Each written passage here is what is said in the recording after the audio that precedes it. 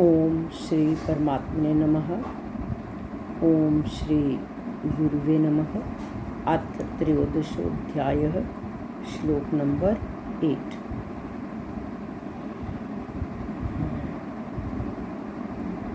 आठवीं श्लोक से लेके 7वें श्लोक से लेके ज्ञान के 20 साधन बताए गए हैं, जिनमें से ज्ञान के 9 साधन जो हैं 7वें श्लोक में बता दिए हैं और ज्ञान के 3 साधन इस 8वें श्लोक में बताए गए हैं।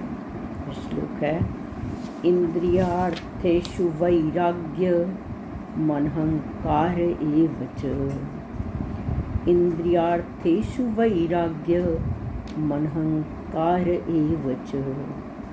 जन्म मृत्यु जरा व्याधि दुख दोषानुदर्शनम्। जन्म मृत्यु जरा व्याधि दुख दोषानुदर्शनम्। इंद्रियार्थेषु वैराग्यम, इंद्रियों के विषयों में वैराग्य का होना। अहंकार एव, अहंकार का न होना। और उसके बाद है जन्म मृत्यु वृद्धावस्था और रोगों में दुख रूपी दोषों को बार बार देखना। पहला है इंद्रियार्थेषु वैराग्यम, इंद्रियों के विषयों में इंद्रियों का खिंचाव ना होना। हमारी ज्ञान इंद्रियां हैं आँख, कान, नासिका, रसना और त्वचा। और इनके विषय हैं आँख का विषय रूप, कान का विषय शब्द, नासिका का विषय घ्राण, रसना का विषय रस और त्वचा का विषय स्पर्श। इंद्रियों का अपने विषयों से वैराग्य होने का मतलब इंद्रियों के विषय में राग रहित होना। हमारी इंद्रियों के विषयों में राग, आसक्ति और प्रियता नहीं होनी चाहिए। जैसे आँख से कुछ देख लिया, कोई किसी वस्त्र को देख लिया या कोई किसी अन्य वस्तु को देख लिया, तो एकदम उसको कई बार उसमें आसक्ति हो जाती है, लेने की इच्छा हो जाती है। कई बार आवश्यकता नहीं भी होती, हम फिर भी प्रियता के कारण लेने का मन करता है। लेकिन यही कहा है कि अगर हमारा वैराग्य होगा तो आँख ये देखेगी कि क्या ये चीज़ मेरे लिए लाभदायक है। कई बार कोई वस्त्र देख लिए तो इंसान के पास न जाने कितने वस्त्र पड़े हुए होते हैं, फिर भी देख के मन ललचा जाता है कि अभी ले लूँ।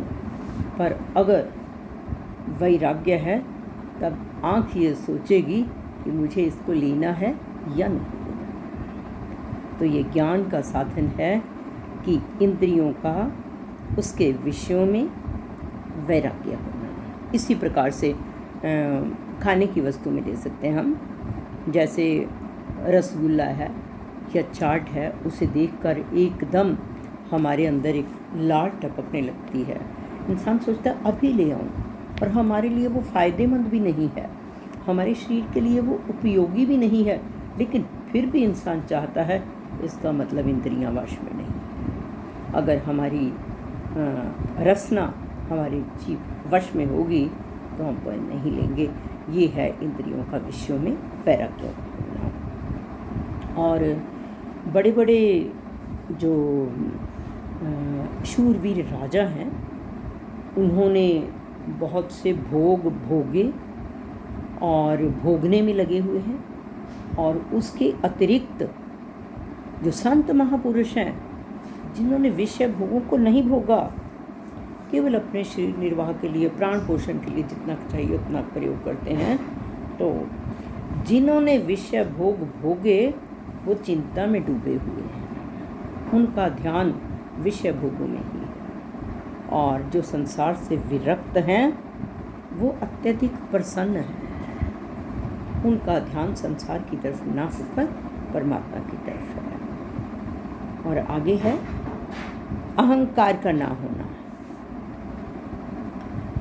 व्यक्ति में थोड़ा सा ज्ञान आ जाता है या कुछ वस्तुएं होती हैं पास, तो इंसान के अंदर एक अहंकार या अभिमान आ जाता है, और जो हमारे लिए हानिकारक है, हमें पतन की ओर ले जाता है।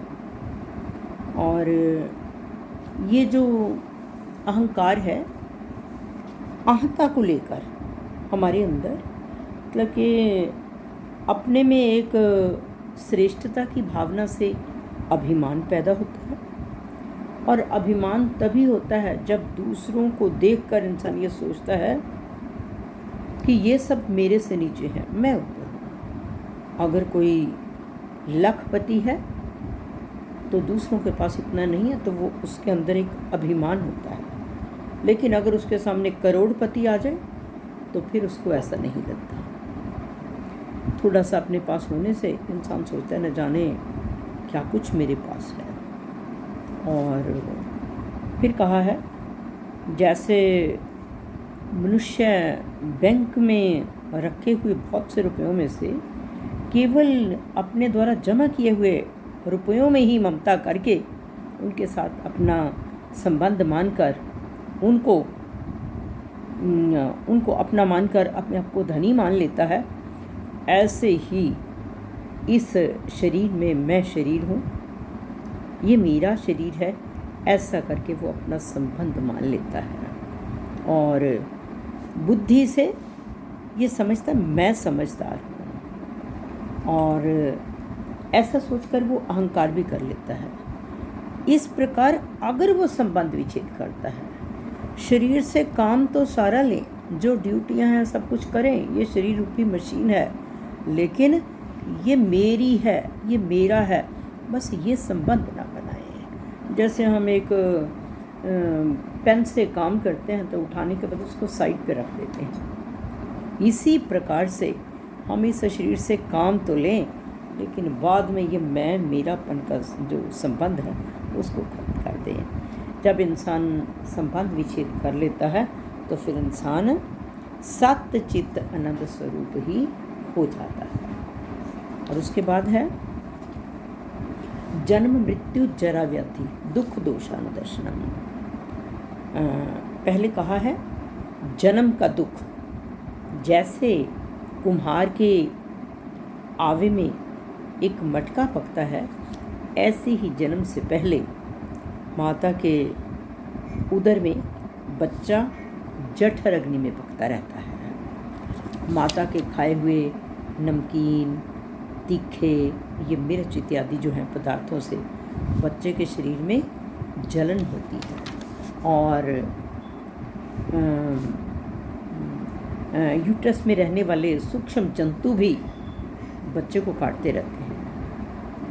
और डिलीवरी के समय जैसे माता को पीड़ा होती है उसका कोई अंदाज़ा नहीं लगाया जाता, वैसी ही पीड़ा उधर से बाहर निकलते समय बच्चे को भी होती है। इस तरह जन्म के दुख रूप दोषों को बार बार विचार करके एक ऐसे भाव आ जाते हैं कि इस संसार में दुख ही दुख है। और फिर कहा गया है मृत्यु के समय जब प्राण छूटते हैं तब जैसे हजारों बिच्छू शरीर में एक साथ डंक मारते हों, जितनी पीड़ा होती है उतनी पीड़ा इंसान महसूस करता है। उम्र भर के कमाए हुए धन से और सारी उम्र उस रहे हुए मकान से, परिवार से जब वियोग होता है तब फिर उसके मिलने की संभावना नहीं रहती, और ये सोचकर भी ममता और आसक्ति के कारण बहुत दुख पहुंचता है। और जिस धन को किसी को दिखाना नहीं चाहता, जिसको छिपा कर एक तिजोरी में रखा हुआ था, उसकी चाबी परिवार वालों के हाथ में पड़ी देखकर मन में एक असहनीय वेदना होती है, इस तरह मृत्यु के दुख रूपी दोष को बार बार देखे। और फिर कहा है वृद्धावस्था। वृद्धावस्था में शरीर चलने लायक नहीं रहता, चलने फिरने उठने बैठने में कष्ट होता है, हर प्रकार का भोजन नहीं पचता और घर वाले आदर नहीं करते। हर मन में बातें याद आती रहती हैं कि धन कमाया है, इनको पाला पोसा है, आज ये मेरा तिरस्कार कर रहे हैं। इन बातों को लेकर बड़ा दुख होता है। इस वृद्धावस्था के दुख रूपी दोष को बार बार देखिए। फिर है उसके बाद रोग। यह शरीर रोगों का घर है और इस शरीर में वात, कफ आदि से पैदा होने वाले अनेक प्रकार के रोग होते हैं और उन रोगों से शरीर में पीड़ा होती है।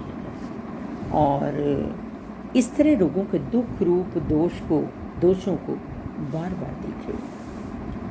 और इन उत्पत्ति विनाशील पदार्थों में जैसे जैसे व्यक्ति अपना राग स्वाभाविक कम करता जाएगा, भोगों से वैराग्य होता जाएगा। इस प्रकार जन्म, मृत्यु, वृद्धावस्था और दुख रूपी दोषों को बार बार देखने से ये संसार दुखों का घर है ऐसा अनुभव हो जाता है और इस प्रकार इंसान के अंदर वैराग्य बढ़ने लगता है। और दुख एक दुख का भोग होता है और एक दुख का प्रभाव होता है। दुख में दुखी होते रहना दुख का भोग करना है और दुख के कारण की खोज करके उसको मिटाना दुख का प्रभाव है। और दुख का भोग करने से हमारा ज्ञान लुप्त हो जाता है और दुख का प्रभाव होने से हमारा ज्ञान नहीं लुप्त होता। हमारी इंसान अपनी विवेक दृष्टि से दुख के कारण की खोज करता है। तो इस प्रकार हमें ये जो ज्ञान के साधन है बार बार अपने जीवन में लाकर ये ध्यान देना है कि ये संसार दुखों का घर है। केवल परमात्मा से जुड़कर इस संसार से संबंध विच्छेद करके हम अपने मानव जीवन को सार्थक बना सकते हैं। सर्वे भवन्तु सुखिनः, सर्वे सन्तु निरामया, सर्वे भद्राणि पश्यन्तु, मा कश्चित् दुःखभाग् भवेत्, मा कश्चित् दुःखभाग् भवेत्। श्री कृष्ण अर्पणम् अस्तु।